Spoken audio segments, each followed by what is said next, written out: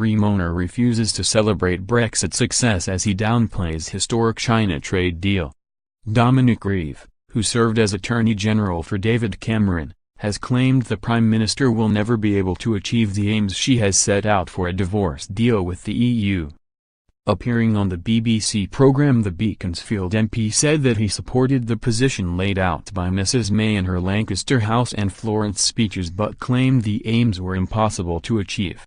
He said, "If the Prime Minister can achieve what she set out in her Lancaster House and Florence speeches, why would I complain about it? We would effectively have our cake and eat it. We would have complete access into the single market as if we were still in it. There would be no tariffs because we'd have found a magical way of dealing with it, and at the same time, we wouldn't be bound by those EU regulations that are clear objections to some of my colleagues. That's not the problem. The problem is that logically it is most unlikely that we are going to be unable to get that because the EU will not give it to us because it undermines the EU integrity." The MP, who campaigned passionately for the Remain camp in the 2016 EU referendum, went on to argue that no trade deals stuck with other countries around the world would replace the relationship the UK currently has with Brussels. The comments from Mr Grieve come less than 2 weeks after Theresa May signed a bumper trade deal with China worth £9 billion.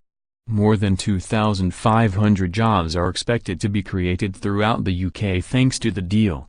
At the time, International Trade Secretary Liam Fox said, "The agreements signed this week, valued at more than £9 billion, demonstrate a clear demand for British goods and services." Refusing to adopt a positive outlook for the UK after it leaves the EU, Mr Grieve said, "You have to do a cost-benefit analysis of where the best benefit for the United Kingdom lies. And the best benefit lies in our ability to trade to the maximum possible in providing goods and services free of regulatory inhibition with our European partners because they are our closest trading partners. No other trade partners elsewhere in the world are ever likely to substitute themselves for it." While in China, Dr. Fox also announced British businesses had already signed deals worth nearly £1 billion with their Chinese counterparts and predicted more will follow in the coming years. He said, "There is a real success story here.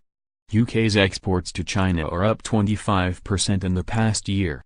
While we have been here, we signed agreements on financial services, £1 billion of financial services agreements.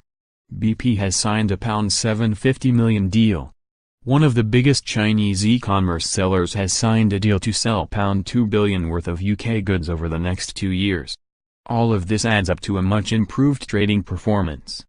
The International Trade Secretary, who was pro-Brexit, added that the UK needed to shed its obsession with the European Union to focus on the global opportunities Brexit offers.